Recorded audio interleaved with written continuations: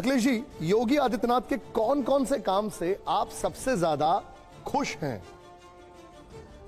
विरोध हम देखते रहते हैं हमेशा। मैं जिस काम से खुश हूं, मैंने अभी अभी देखा वो काम। सड़क पर गाय मां जा रही थी, सांड थे, तो मैं आपके पास समय पे नहीं पहुंच पाया, बड़ा आराम से आना पड़ा मुझे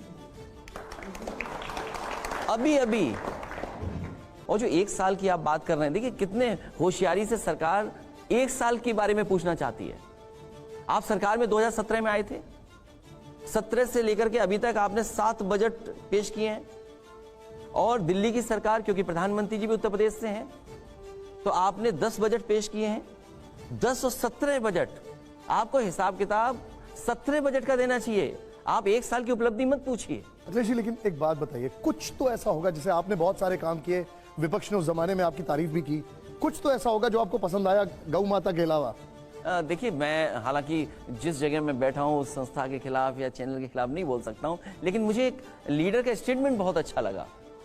हालांकि वो पब्लिक स्टेटमेंट था, हो सकता वो इस स्टेटमेंट को यहाँ कैसे लिया जाए, तो मुझे बड़ा अच्छा लगा। उन्होंने कहा कि देखो, हवाई जहाज बेच दिए इन्होंने, रेलवे बेच दिया, हमारी जितनी भी प्रॉफिटेबल कंपनीज थी, सरकारी संस्थान थे, वो बेच दिए, और भी जो चीज़ें दिखेंगी वो बेच दी हैं, लेकिन एक चीज़ खरीद ली उन्होंने सबको दिखाने के लिए, अखबार और मीडिया। अच्छा, तो ये मेरा नहीं है, ठीक है, ये किसी ने कहा, मैं आपको उनका मैं कोट कर रहा हूँ। ठीक है, कोई बात नहीं, मैं आपको रोकूंगा नहीं, और हम बिलीव भी इसमें करते हैं कि जो आपकी बात है वो एग्जैक्टली वैसी जाती है। नहीं, वो शब्द गलत हो सकता है, कोई बात नहीं सर, लेकिन मुझे एक चीज बताइए, आप सड़क पर गाय देख रहे हैं, आप सड़क पर गाय देख रहे हैं, लेकिन योगी जी कहते हैं कि हमारे प्रदेश में 33 लाख करोड़ का निवेश आने वाला है। 2017 से पहले इस राज्य में निवेश करने से लोग डरते थे। मैं विपक्ष के होने के नाते और सदन में मैंने भी इस बात को कहा, अगर वो इन्वेस्टमेंट के लिए हमसे कुछ सहयोग चाहें तो हम सहयोग करने के लिए तैयार हैं। और आज जो आप दिखा रहे हैं, आप दिल्ली से लेकर के लखनऊ तक बड़े बड़े होर्डिंग्स पे आप देख रहे हैं कि यूपी जो स्टेट है वो एक्सप्रेसवे स्टेट है। तो आखिरकार एक्सप्रेसवे किसने दिए? इंफ्रास्ट्रक्चर के बारे में जब आप बात करते हैं तो इंफ्रास्ट्रक्चर किसने दिया? जो आप कह रहे हैं कि हम बिजली 24 घंटे उपलब्ध करा रहे हैं, उसके बैकग्राउंड में किसने काम किया? तो आप कहीं ना कहीं पाएंगे कि पुरानी सरकारों ने भी काम किया। जो आप दिखा सक रहे हो उसकी वजह से इन्वेस्टमेंट ला रहे हो। ओके अखिलेश जी, मेरे एडिटर्स यहां पर हैं, उनसे भी हम बातचीत करेंगे, लेकिन कुछ दिन पहले विधानसभा में हमने एक चीज देखी, और इसके लिए मैं जरा वहां पर जाऊंगा।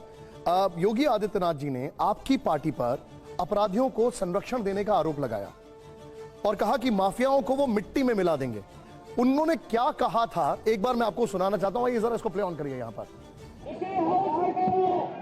इस माफिया को मिट्टी में मिला देंगे।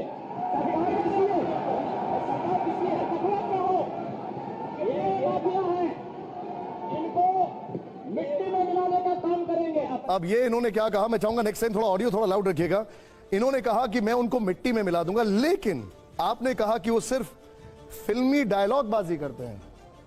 नहीं, अगर आप मिट्टी में मिलाने की बात कर रहे हैं तो मैंने कई बार on the floor of house इस बात की मांग की है कि आप टॉप 10 माफियाओं की सूची जारी करिए और टॉप 100 की सूची जारी करिए। आखिर सरकार को कौन रोक रहा है जो टॉप 10 की माफियाओं की सूची नहीं जारी कर रहे हैं? और ये मुख्यमंत्री जी बता रहे हैं कि मिट्टी में मिला देंगे। आप सोचिए, अभी कुछ दिन पहले प्रोग्राम था जिसके ऊपर न जाने कितने मुकदमे थे, इनके बगल में बैठा था। क्या माफिया बगल में नहीं बैठा था? कभी मुख्यमंत्री जेल में जाकर के माफियाओं से नहीं मिले होंगे? ये मुख्यमंत्री आप पता करिए, क्या जेल में जाकर के माफियाओं से मुलाकात हुई है कि नहीं हुई है? अच्छा, लेकिन और फिर किसने रोका है आपको सूची जारी करने के लिए? मैं आपको एक उदाहरण देता हूं। अभी जो उमेश पाल का जो मामला हुआ, उसमें बीजेपी ने सीधे सीधे कहा कि 2 आरोपी एनकाउंटर में मार दिए, 6 आरोपी गिरफ्तार हुए, जगह जगह बुलडोजर चला जाए, अब अवैध हथियार बरामद हो रहे हैं। वो कह रहे हैं कि हमने जो कहा वो किया। देखिए, अभी आपने मुख्यमंत्री जी की बात सुना दी, लेकिन मैं क्या कह रहा था वो आवाज नहीं आई। आवाज तो मेरी नहीं सुनी गई ना। आप अब बता दीजिए। तो आवाज केवल आपने कहा मिट्टी में मिला दे, मैंने कहा रोकता कौन है मिट्टी में मिलाने से? आपको कौन रोकता है? आपको, आप मिलाओ मिट्टी में। ओके, और फिर हम तो ये कहते हैं सबको मिलाओ, क्यों नहीं मिलाते सबको? आप बताओ, माफिया क्रिकेट खेल रहा था, क्रिकेट डीएम एसपी इंतजाम कर रहे थे कि बॉलिंग किधर से होनी है, पिच किधर है? उस पर मैं आऊंगा। हमारे एडिटर्स यहाँ पर हैं। अखिलेश भाई, ये मैं आपसे एक सवाल पूछना चाहता हूँ छोटा सा, कि आप मुख्यमंत्री, पूर्व मुख्यमंत्री रह चुके हैं और आज वर्तमान मुख्यमंत्री के साथ एक आपकी बहस निरंतर चलती है जो उत्तर प्रदेश की यथार्थ को लेकर है, मगर मुझे लगता है कि देश आपकी ओर एक दूसरी दृष्टि से भी देखता है कि आने वाले दिनों में क्या आपकी राजनीतिक भूमिका, आप स्वेच्छा से उसे पुनः मुख्यमंत्री पद प्राप्त कर उत्तर प्रदेश की बिगड़े हालात को सुधारने तक सीमित रखेंगे, या 24 के इलेक्शन में देश के संदर्भ में भी आपके दिमाग में कुछ सपने हैं, कुछ खाके हैं, कुछ सरोकार हैं जिनमें सहमति असहमति की बात हो सकती है? देखिए, बहुत महत्वपूर्ण सवाल है और इसलिए भी सवाल बड़ा बनता है कि अभी तक की जो भारतीय जनता पार्टी की दिल्ली में सरकार बनी है उसमें उत्तर प्रदेश की भूमिका रही है, और मुख्यतः अगर हम देखें तो समाजवादी पार्टी उत्तर प्रदेश में ही एक ताकत के रूप में है। पिछला चुनाव भी समाजवादी पार्टी ने पूरे जोरदारी से लड़ा, अपने संगठन को साथ लिया, अपने कार्यकर्ताओं को लिया साथ, और जो मनोबल और जो मैनिफेस्टो हो सकता है उसके तहत हम लोगों ने चुनाव लड़ा। लेकिन बहुत मार्जिनल लॉस हुआ हम लोगों को। हम जीत के करीब करीब गए लेकिन जीत नहीं पाए और हार गए।